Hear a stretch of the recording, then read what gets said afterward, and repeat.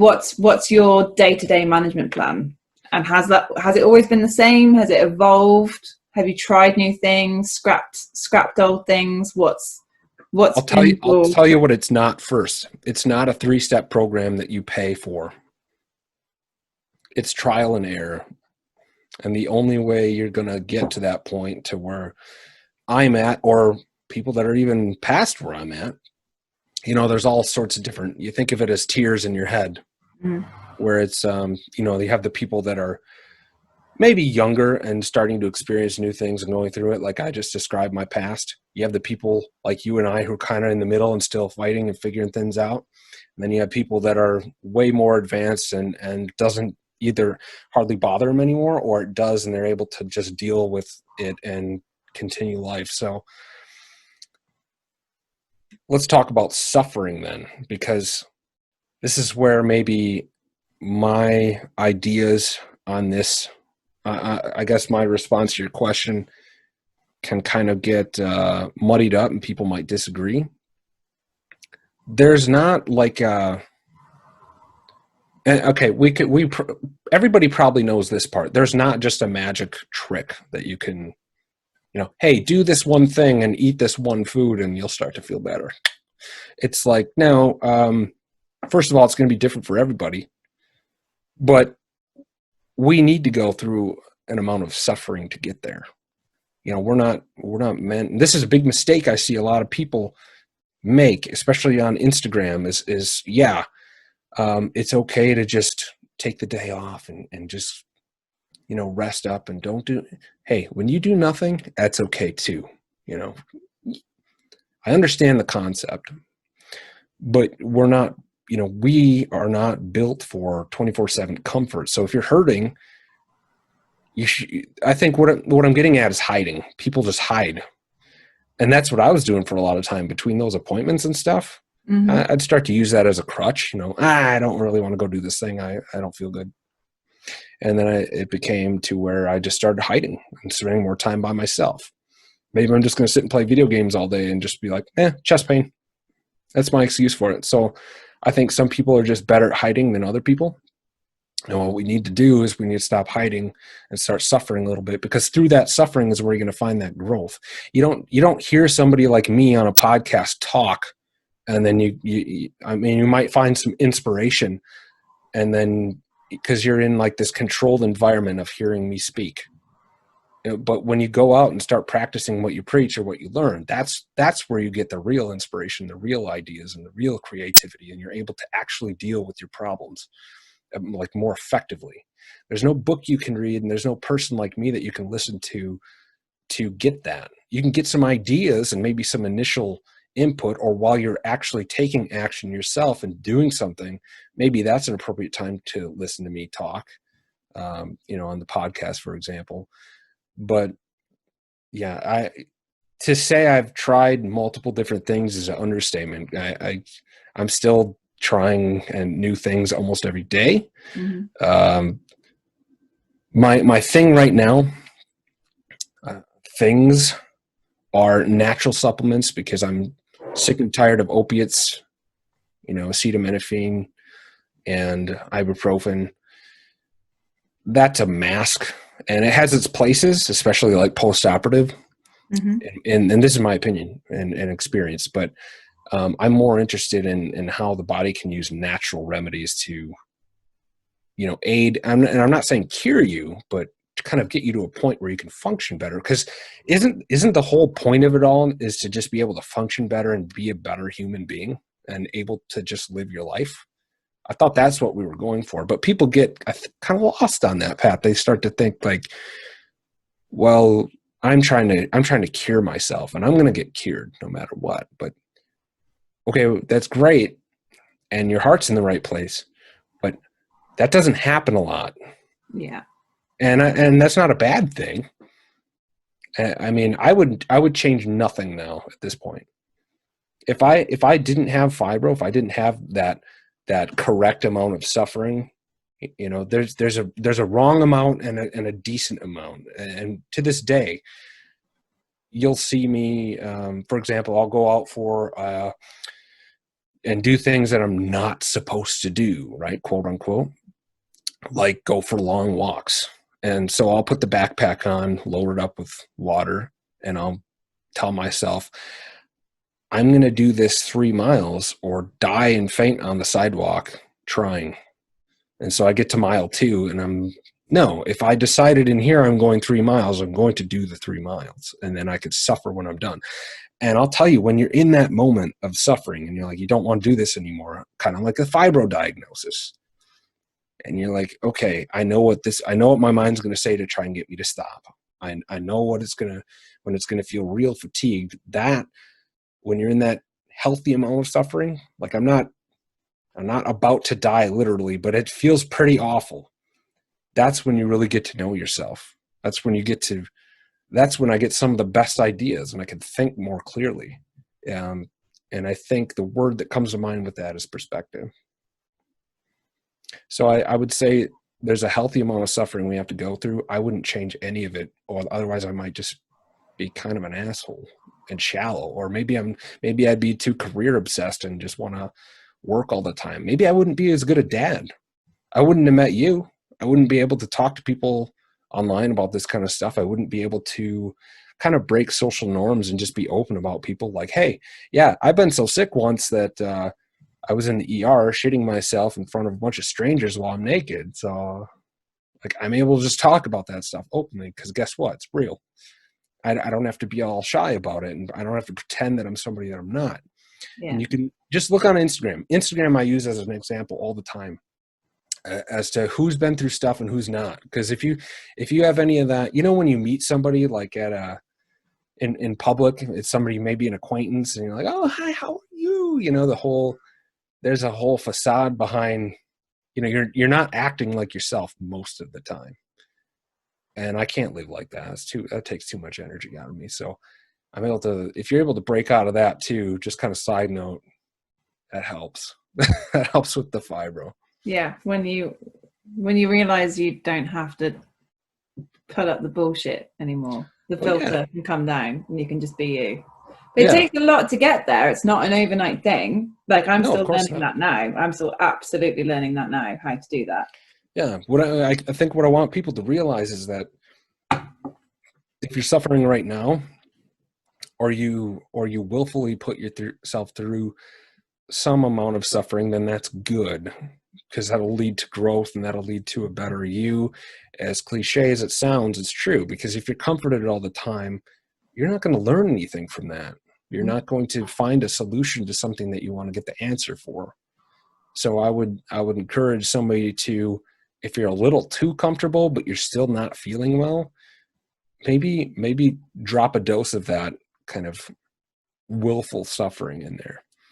And I'm not saying to go out and run a marathon or to lift a whole bunch of weight, but it's about, yeah, you did run that marathon, which is badass. You could if you want. You can do anything you want to. Yeah, I think. But you will suffer. Yeah, bottom line, maybe what I'm getting at is that just people are a lot stronger mentally than they think they are. Yeah. And we're very coddled. I don't know, maybe it is in the UK too, but especially in America, we're very coddled and protected and sheltered from a lot of things.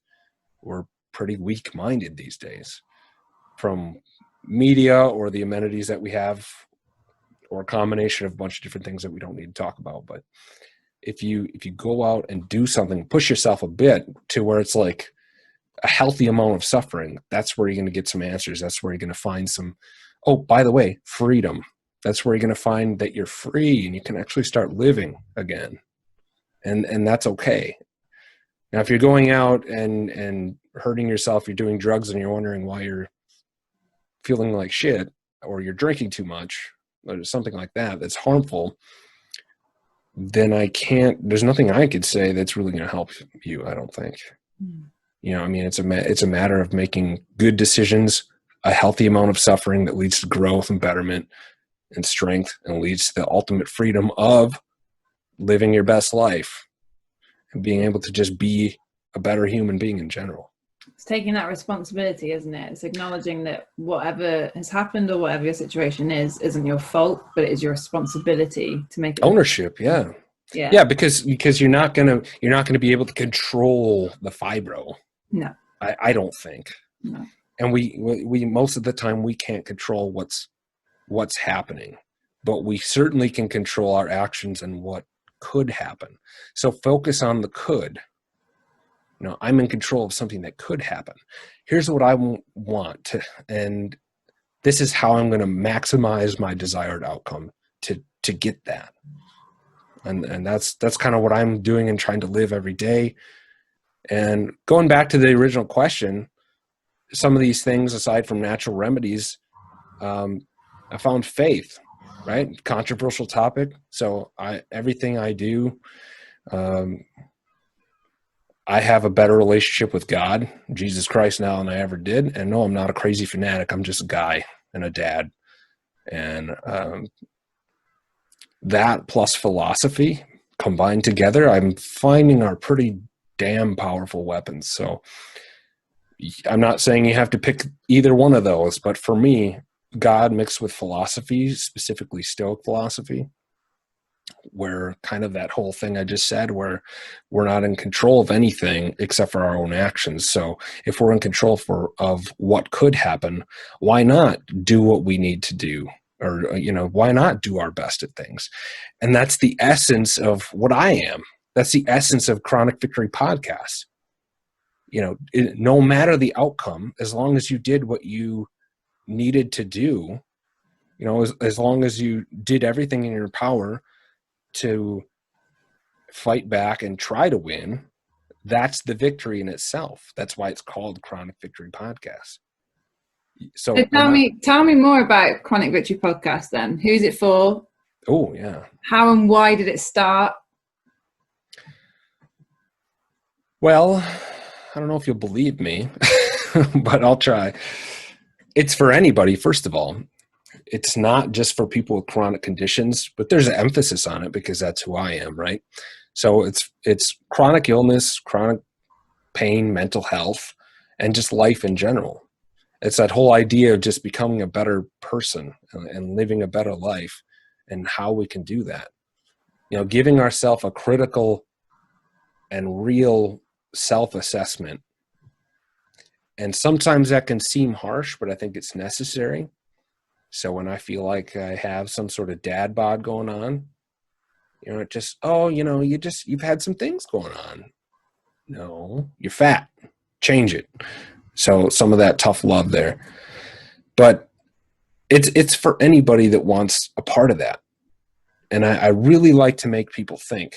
And that's one of the things that I'm right now, I'm an addict to learning about like philosophy and when people really get me thinking, I want to keep doing it. And the more I do it, the more I want to do it.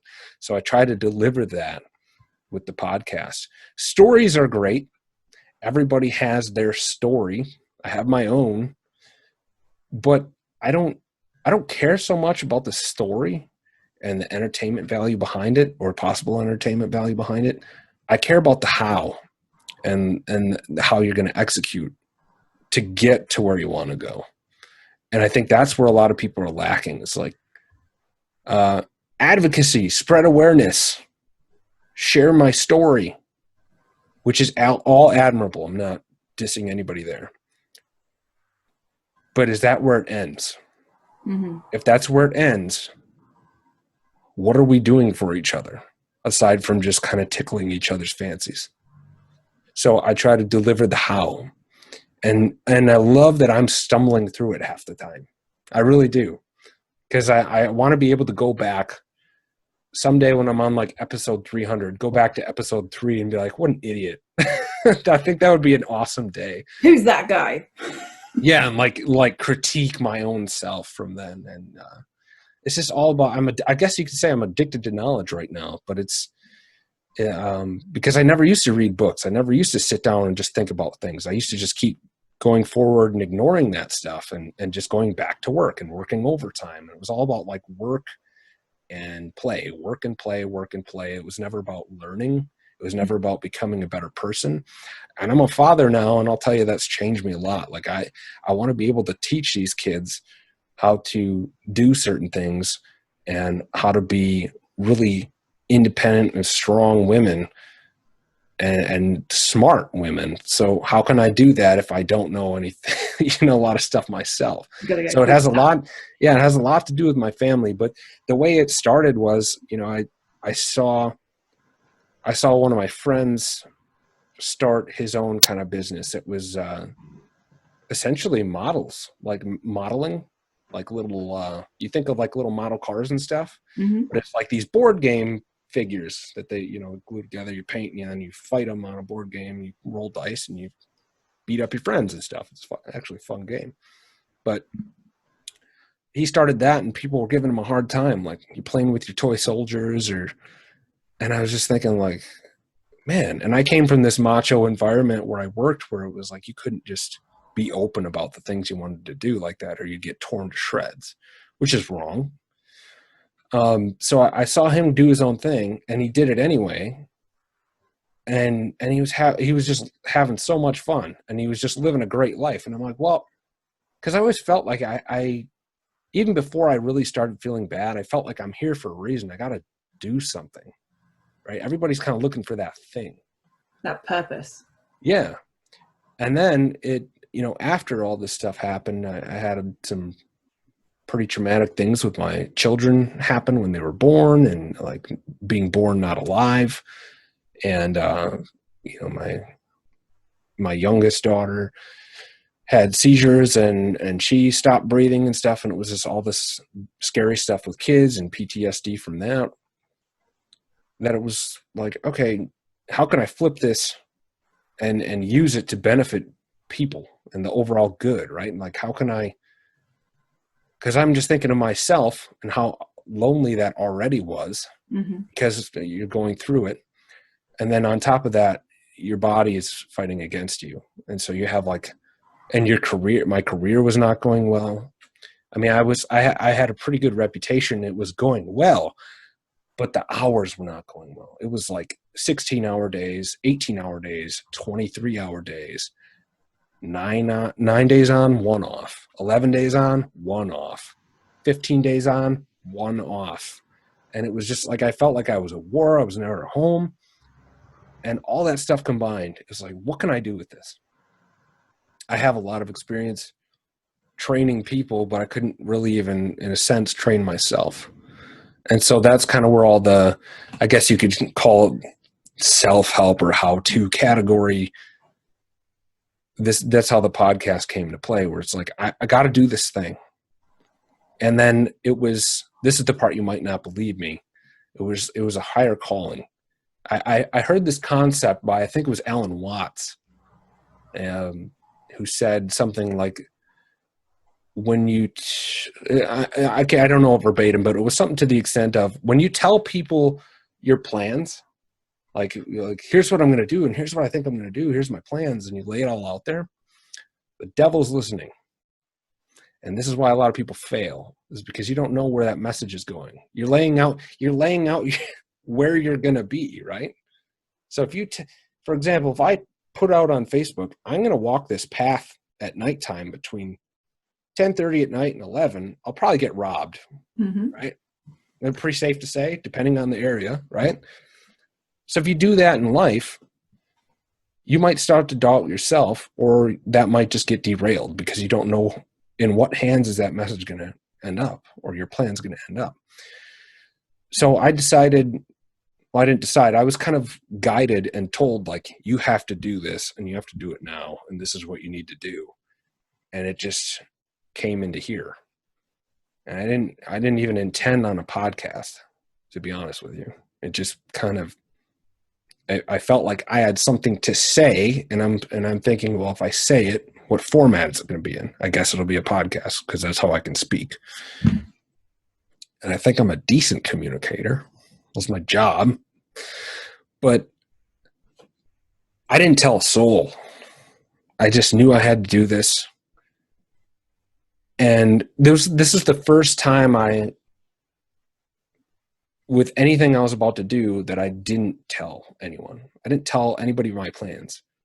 I just bought a microphone, a $20 mic off Amazon, hooked it up in my basement, and started talking. And it felt incredible. And it felt right. And I can go back now and think and critique it and think, oh man, it's so slow moving. Those first 3 episodes are just not good and blah, blah, blah. That's why you got to just keep talking. You got to start somewhere and just do it. And I did it. And then after it was done, then I started telling people about it. So I kind of did it in reverse order, right? Mm-hmm. It was like, I did this thing. I think I got 10 podcasts in, and then I was like, hey, by the way, I do this. And even my wife was like, what? I'm like, yeah, I did this thing. I've been feeling like I have to do something, and it just was instilled in me by a higher power, because I don't think I can't take credit for it, but I also don't know where a lot of it came from. And so that's where I leave it up to God, where it's like, put me where I need to be to help somebody else. I know it's hard to believe in 2020 that somebody like me would care about other people and not just try to be an entrepreneur. And that's maybe what I appear to be on the surface, is like, Product Victory Podcast is a business. Buy these shirts, buy this and that. I don't really have that, though. The only thing I sell is a mindset, and it costs $0. And sure, there's some stuff you can look into, like the nutrition store that I'm affiliated with. If that stuff suits you, yeah, buy it. If you can use it to better yourself, why not? There's a lot of tools that we can use, like physical tools that we can use to be better. It's not just knowledge based. But the podcast thing, I mean, that's my way of, I guess for me, if I had to sum it up, it would be, it's my therapy. I hope it's other people's. And it's a way, everybody talks about the isolation with chronic illness, and that's true. And I just think of, like, what did I need when I had my darkest days? And that's what I try to deliver. Because I remember going out and walking, taking a break on shift at like 2 a.m. or 3 a.m, 4 a.m. And you're just in this dark city, right? And the rest of the world, the rest of the world's asleep around you. And you're just like thinking about life. Like, what am I doing? Like, there's no one. There's no one to, I mean, I have my wife and she's incredible, but she's asleep, and she's also taking care of our kids when I'm working night shift, or used to anyway. And so all these things that I wish I had, all these messages that I wish I could have heard when I was really in the dark, that's what I try to deliver. And so I guess there's 2 groups of people that might specifically get sucked up into the podcast. That's the people that take it for a while, take what they want from it, and then leave because they got enough and they feel good enough to proceed without it, which is fine. And I mean, I even say that, like, if there's something you can use from me and you can just take it with you and carry it and not have to, if you don't feel like sticking around, then good. Then the mission was successful. The mission is to, yeah, exactly. I say it every episode, and it's like, the mission is simply to keep people in the fight for life. Because as much as people claim to be a pacifist, they still have opinions. As much as people want peace, or they want to hide in their apartment, or whatever it is, they're eventually going to have to do some form of battle in everything. And I say battle because that's exactly what it is. Do you have to find a job? Well, is there competition when you look for that job? What if you already have a job? Well, there's competition. There's people within the job where you're still having to fight for your place within the organization, right? Personal life. Do you have relationships? Do you talk to other human beings? How do you restore or maintain those relationships? That's another battle, right? Personal life. How well do you know yourself? Can you actually critique yourself? Can you identify your fibromyalgia pain? Do you even know what that looks like? You might have to get to know yourself better. So personal, professional, relationships. And then what do you believe in? Are we just a bunch of star matter put together? Is that all it is? If that's all it is, then what's stopping you from going out and just raping and pillaging and just stealing? Or is there a purpose that you're here still, and that you didn't end your life, that you didn't die from the bad thing? Let's identify that. Let's follow that path, because that one seems the most interesting about you, right? So that whether you like it or not, in some way you're going to have to fight. And that's why I say stay in the fight. Because I want to keep you there. I'm not talking about, you don't have to be at war 24/7, but there's going to be those times, those bad times, those challenging times. They can also not be bad and just be downright exciting and make you anxious, like being on Beth's show, right? Fibro Face Off. Like I was a little anxious and nervous, but I'm excited. It's not like a bad thing, you know? Yeah. Yeah. So I may have gone a little long on that answer, but I think that's the core of it. I don't think I left anything out there, but it's for anyone, you know. There's that emphasis on chronic ailments. And I love that it has the, you know, I'm seen in a very negative light because I used to be affiliated with law enforcement right now. There's this whole civil unrest because of police officers and stuff. And I'm going to stay, you know, I'm going to stay true to the mission. That's to keep people in the fight.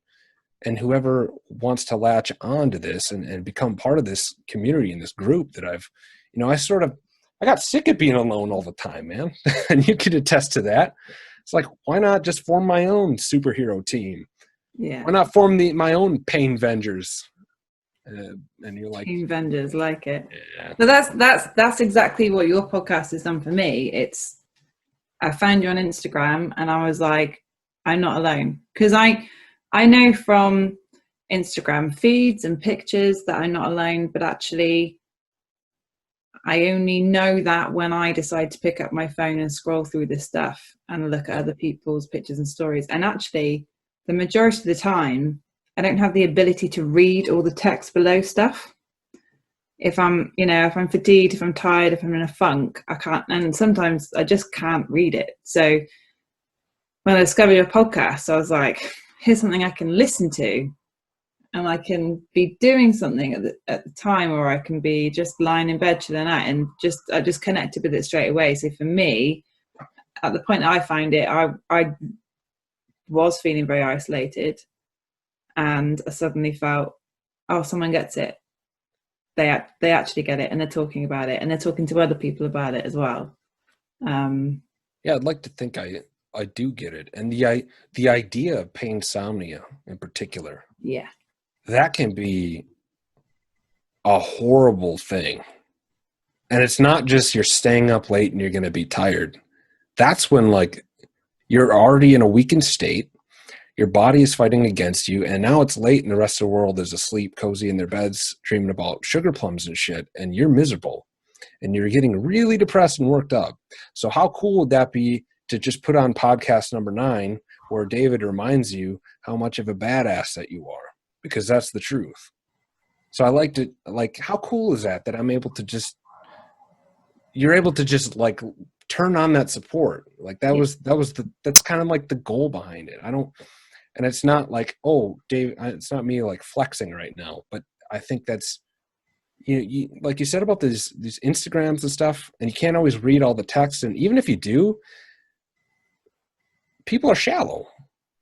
You don't always get a response from these people that are claiming to be something that they're not. And I like to terrify them by being legitimate and in a way. Like, I want them to think of me at night, because when it comes down to it and providing real support and kind of responding to people, or actually making you feel like, hey, if you don't want to be alone, come listen to my podcast and hang out with me literally anytime you want on your phone. You can have a free friend. That's me. I like to, I don't see. And on the topic of painsomnia, it's quite convenient it's quite convenient the time difference we've got between us, because when I'm in the depths of painsomnia and I'm like going out of my mind, delirious, can't sleep, I just dropped my mate David a message to go, yeah, I'm awake. This is so shit. I'm 6 hours in the past. You're 6 hours behind me, and you're like, it's okay, bro, you'll get there. Yeah. Yeah. Thanks, man. Needed that. And I'm not just the guy that does that. I kind of like to So here's what I like to do with you, and you probably notice, is like anytime you have a hard time, I think I'm like, hey, Beth, I'm like, got you right here. I'm like, so this is Beth. That's you. I just want to remind you that that person right there is going to kick some ass. So you might feel like crap now, but it's going to be fine. And I like to do that. Yeah. Like kind of just look at your own self. Like there's nothing that I might say some words or sound like some sort of coach, which is just like I cringe at the word coach. I don't know, maybe there's too many of them, but like if I can get you to look at yourself in a different way and get some real perspective about what's going on, you know, detach and look from the outside of that painsomnia and that pain and just look at yourself for a minute. Like, okay, but did you do what you needed to do that day? Yes. Mm-hmm. Then you have nothing then you already won. Doesn't matter what happens after that. You know, that's the most important part. And I get the same thing from you guys too. When I have a bad time, an infection, I just had one of those. Something bad where it's like, I don't know if I'm going to make it, man. This is a bad one. And you guys are like, you got this. I'm listening to the podcast or something, whatever. It's something that just like boosts morale. And that's what it's all about. That's what the Chronic Victory podcast community is. It's like anybody that wants to communicate. Yeah. Teamwork. That's why it's the PAINvengers, man.